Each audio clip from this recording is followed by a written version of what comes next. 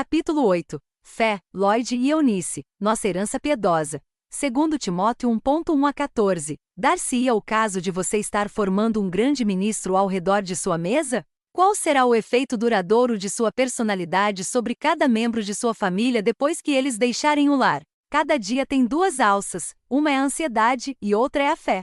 Depende de você agarrar uma ou a outra. Posso ouvir minha mãe quando todas as manhãs nos despedia para a escola com esta oração: aplicamos o sangue de Jesus às ombreiras de nossa porta e sobre nossa vida inteira hoje. Vivíamos com fé sob o palho da proteção de Deus cada dia. Fé natural. O fruto do Espírito é fé. Fé é a capacidade de assimilar a palavra de Deus e crer nas suas promessas. Todo mundo tem alguma fé. Quando você se senta numa cadeira, tem fé que ela aguentará seu peso. Quando dirige seu carro, tem fé que chegará ao destino. Quando compra alimento e o prepara, tem fé que não haverá veneno nele. Esta é a fé natural, do dia a dia, mas veremos de que modo Deus deseja que o fruto da fé seja parte integrante de nossa natureza e do horto de nossa vida. A palavra diz que sem fé é impossível agradar a Deus. Deus é amor. Portanto, mais uma vez vemos que as manifestações do fruto do Espírito se interrelacionam. O fruto começa a crescer com o amor, mas esse crescimento continua em nossa vida pela fé. Você nunca diz não. Durante um de nossos períodos de férias, enquanto eu ensinava 2 matérias numa escola bíblica e ao mesmo tempo me esforçava para concluir o último ano de estudos e obter meu diploma, o pastor pediu-me que iniciasse uma classe de jovens casais, de que a igreja local tinha grande necessidade. Achei que com os meus estudos, a família e o ensino, não teria tempo para outra atividade. Já estava até lavando roupas à meia-noite. Enquanto conversava à mesa sobre o assunto com minha família, meu filho disse: "Mas mamãe, eu nunca ouvi você dizer, não há uma oportunidade." Ali estava a minha resposta. Ele tinha fé e por essa fé eu podia fazer o trabalho e o Senhor me ajudaria. E me ajudou. Sei que há ocasiões em que o não é mesmo a resposta certa, mas essa ocasião não era para mim. Que diz a palavra? Romanos 10:17, de sorte que a fé vem pelo ouvir, e o ouvir pela palavra de Deus. A fé é o produto natural da assimilação da palavra de Deus e da crença nas promessas divinas. Você pode ouvir a palavra pregada sem proveito, se não misturá-la com a fé. Hebreus 4:2. 1 Coríntios 13:12 e 13, a fé é confiança inamovível. Ela habita em nós, é parte de nós. 3. Lucas 1:37, pois para Deus nada é impossível. A fé opera no reino do impossível. Onde podemos ver, sentir e tocar, não necessitamos de fé. Fé é crer, é confiar, é conhecer sem ver. 4. Hebreus 11:1 a 6, fé é confiança. É substância. Podemos ter segurança através da fé. Ela não é mera opção. Sem fé é impossível agradar a Deus. 5. Marcos 9:23, tudo é possível ao que crê. A fé opera por obediência às leis espirituais.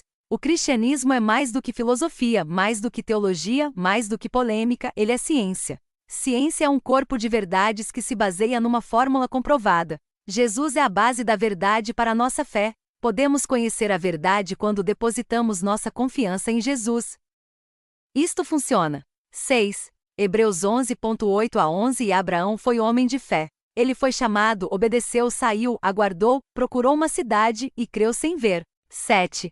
2 Coríntios 5:7, andamos por fé, e não por vista. Por isso prossigo sem saber, não quereria saber se eu pudesse. Prefiro andar na escuridão por fé, a sozinho andar pela visão. Hoje em dia, quase todas as revistas femininas trazem artigos sobre problemas nos lares e no casamento. Tais problemas não são novos. Muitas pessoas têm a ideia de que todos os casamentos mencionados na Bíblia foram perfeitos.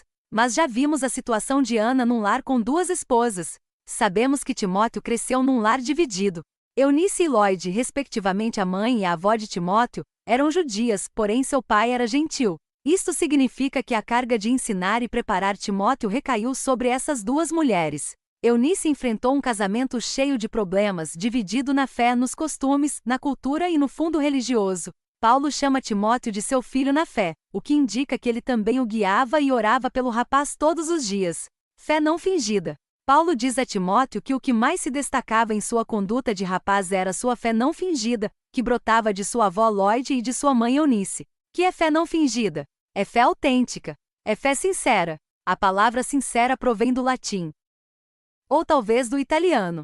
Alguns dos mais destacados escultores de mármore hoje em dia são italianos.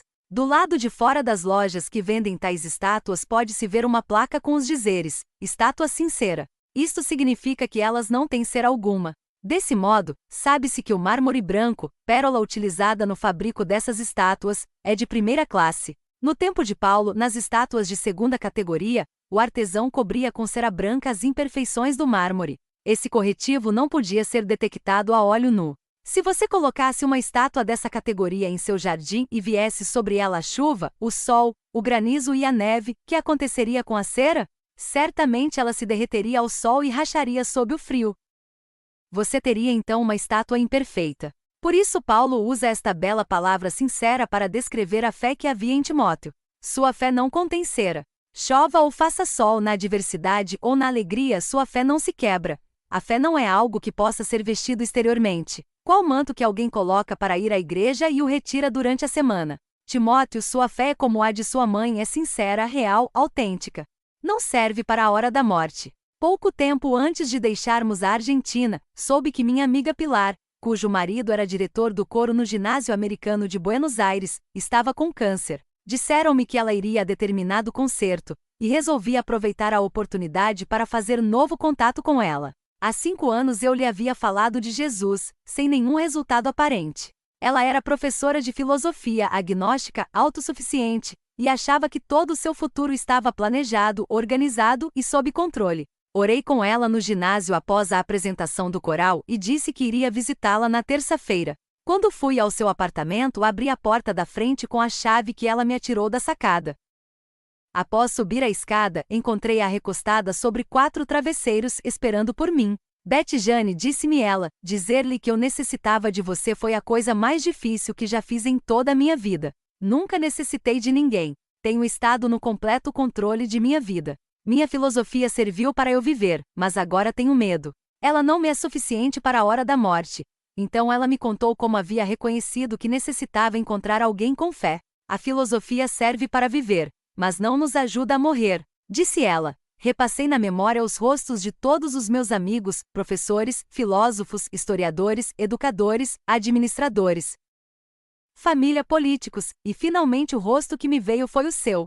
Seu rosto era o único que revelava fé. Quão importante é vivermos dia a dia a nossa fé. Alguém poderá necessitar dela. Pilar e eu lemos a Bíblia juntas. Semana após semana eu voltava a vê-la. Ela disse: sim, agora entendo que Cristo está batendo a porta de meu coração. Não estou preparada para abri-la, mas tenho segurado a manga de seu manto, a fim de impedi-lo de retirar-se. Finalmente Pilar aceitou a Cristo como seu Salvador e começou a crescer na palavra. À medida que eu a visitava todas as semanas e orávamos juntas, ela se tornava mais forte. Certo dia manifestou o desejo de ir à igreja comigo. Foi batizada em águas durante a semana da Páscoa. Enquanto eu impunha a mão sobre sua cabeça, ela irrompeu num borbulhar, numa bela e nova língua no Espírito Santo. Sua vida de incredulidade foi completamente transformada. Exatamente um mês depois que a deixamos, seu marido Walter nos escreveu para nos dizer que ela havia partido para estar com o Senhor. Disse ele que, embora ela tivesse sofrido muito devido a um erro do médico em puncionar-lhe o pulmão numa drenagem, seu rosto se mostrava sempre transformado, cheio de luz e beleza. Assim, em sua morte, ela testemunhou muito mais aos seus amigos incrédulos do que quando estava viva. Walter escreveu a seguir: agora eu também posso crer na vida eterna. E ele tem seguido a fé que resplandecia na vida da esposa. O mundo está cansado, moribundo e procurando respostas. Devemos viver e demonstrar o fruto da fé em nossa vida. Nossa fé sincera, não fingida, é a resposta às dúvidas e aos temores de um mundo sem fé. Sabes as sagradas letras. Paulo dá graças a Deus por este jovem que aceitou a Cristo na sua mocidade. O apóstolo escreve a ele como pai para incentivá-lo a crescer na fé. Em 2 Timóteo 3:15, Paulo lembra a Timóteo os estudos que este tem feito das Escrituras desde seus tempos de menino, e que elas são aptas para torná-lo sábio mediante a fé. Vemos aqui a importância do estudo em conjunto da Bíblia no lar. Ela é a fonte para todas as nossas decisões e maneira de viver. Na realidade, muitas pessoas se acham perdidas hoje. Elas não têm um modelo a seguir, não têm bases ou normas morais para a consciência, para decidir o que é certo e o que é errado. Devemos voltar ao livro. Com ele colocado sobre a nossa vida como um nível, podemos ver se estamos vivendo de forma direita e reta, ou se fora de centro e tortuosamente. Impõe as mãos sobre seu filho. Paulo exorta a despertarmos o dom de Deus, que há em ti pela imposição das minhas mãos, segundo Timóteo 1:6. Mãe, você tem imposto mãos suaves sobre seu filho e orado por ele? É muito importante você o acompanhar até o altar e colocar seu braço ao redor dele, fazendo com que sinta sua proximidade e saiba que você o ama e lhe está transmitindo a fé que vem de Deus enquanto ora com ele. Diz o versículo 7, porque Deus não nos deu o espírito de timidez, mas de poder, de amor e de moderação. Onde há medo, a fé não pode crescer. Temos de reconhecer que o medo não procede de Deus. Devemos guardar-nos desse sentimento. Para vencê-lo, Deus nos dá poder, amor e domínio próprio. Isto é a essência da fé. Somente movido pela fé você pode dar seu testemunho, viver com integridade e seguir a vocação e o propósito de Deus para a sua vida. Que é que você tem entregado a Ele? Diariamente minha mãe repetia o versículo 12, porque eu sei em quem tenho crido, e estou certo de que Ele é poderoso para guardar o meu depósito até aquele dia. Este é o fruto da fé, saber em quem temos crido e saber que Ele pode guardar tudo o que temos confiado a Ele. O coroamento da nossa fé acontecerá quando contemplarmos Jesus face a face. Timóteo acompanhava Paulo nas viagens missionárias deste. Lloyd e Eunice o deixavam ir. Elas sabiam que o haviam preparado, ensinado e orado com ele e por ele. Agora surgira a oportunidade de Timóteo cumprir o propósito para o qual Deus o havia chamado e ungido. Lembro-me de acenar adeus a meus pais enquanto eles permaneciam junto ao portão de embarque toda vez que voltávamos à América do Sul como missionários. Lembro-me de quando deixamos no aeroporto de Minneapolis o nosso próprio filho de 17 anos, com a sua camisa amarela, acenando-nos adeus. Ele parecia um canarinho tão jovem, puro, vulnerável, mas estava entrando para a escola bíblica a fim de realizar o plano de Deus para a sua vida, e nós tínhamos de voltar ao nosso ministério, conforme Atos 20:24, para realizar com alegria o trabalho que o Senhor nos havia proposto. Acenamos as mãos muito corajosamente, e depois colamos nossos rostos à janela do avião enquanto as lágrimas nos rolavam pelas faces. Mas eu sei que tudo quanto tenho confiado a ti, tu guardarás. Esta é a fé maravilhosa pela qual temos vivido, uma confiança constante. Temos confiado tudo ao Senhor. Agora vemos que tudo tem funcionado com perfeição. Enquanto escrevo este livro, Rock e Sherry preparam-se para o trabalho missionário. Tivemos de entregá-los e segurá-los com dedos leves, não os agarrando ou retendo. Tudo faz parte do pacote. Mona Ré escreveu-nos do Panamá: Mamãe, estão me convidando para ficar e ensinar nas 2 escolas bíblicas aqui. Eles têm grande necessidade de professores. Sinto-me como se estivesse saltando de alto penhasco, sem ninguém lá embaixo a amparar-me. Tenho de decidir hoje. Ela havia rompido seu contrato para ensinar espanhol na escola bíblica, desistido do seu apartamento e também do seu noivado. Tudo isso fazia parte do pacote. Quando nos escreveu, não tinha dinheiro nem para comprar os selos de suas cartas. Escrevemos-lhe perguntando de que ela estava vivendo. Pela fé, mamãe, mas você não pode comer fé. É necessário que alguém a ajude. Mamãe, onde foi que aprendi isso, viver pela fé? Não foi aí em casa. A própria essência de seu lar pode instilar fé em face de todos os problemas. Eu era pequena quando meu pai sofreu um ataque da vesícula, caindo na cama com dores, calafrios e febre. Mamãe reuniu todos os filhos ao redor do leito e todos oramos com aquela fé pura de uma criança. Meu pai está hoje com 84 anos, e ainda louva a Deus por aquela ajuda recebida. Aquilo que você faz fala tão alto, que não posso ouvir o que você diz. Que tipo de fé você serve com os hambúrgueres em sua mesa? É fé sincera? Nos problemas, na enfermidade, nas decisões e nas provações, a fé sincera pode sobreviver. Ela é pura e inabalável. Esta é a fé permanente de Deus. É o fruto do Espírito que cresce no horto de nossa vida. Ponha o cartaz em sua cozinha. Certa mãe de 3 filhos disse a um missionário que ela gostaria de ministrar. O evangelista lhe respondeu: volte amanhã à noite, eu a ajudarei. Na noite seguinte, ao procurá-lo, ele deu-lhe um cartaz, dizendo: leve isto para sua casa e coloque-o na cozinha. Ela olhou para o cartaz e leu: serviços sagrados são celebrados 3 vezes por dia neste local. Poderemos captar o significado pleno destas palavras?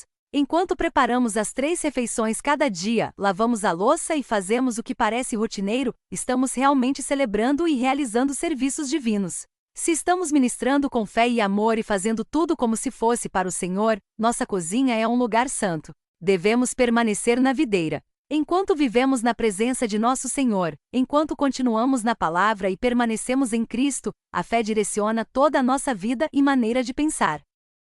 Ela sai da cozinha e se espalha entre as pessoas. Nossa herança piedosa. Você escolhe. Alegro-me ao constatar hoje o quanto eu crescia quando os meus pais me permitiam fazer minhas próprias escolhas. É verdade que às vezes isto tornava a escolha mais difícil. Os jovens acham mais fácil dizer, minha igreja é contra isso, ou, meus pais não me permitem. Porém, meu pai costumava dizer, você sabe como lhe ensinamos, agora a escolha é sua. Esta atitude é parte importante da nossa herança piedosa. Devemos confiar nos filhos. Eles tomarão decisões corretas. E se enganarem, fazendo mais escolhas, devemos ouvi-los, amá-los e aconselhá-los. Se mantivermos vivo o exemplo de fé diante dos filhos, eles terão consciência das escolhas erradas. A fé os ajudará a retificar os enganos. Ter fé é confiar e obedecer, mesmo sem entender. Certa vez ouvi o Dr. Robert Spence, presidente de uma faculdade evangélica, dizer: quando Deus me chamou, não tive de fazer nenhum esforço para obedecer. Eu havia aprendido, quando menino, a não chorar, nem queixar-me nem sapatear quando meu pai falava.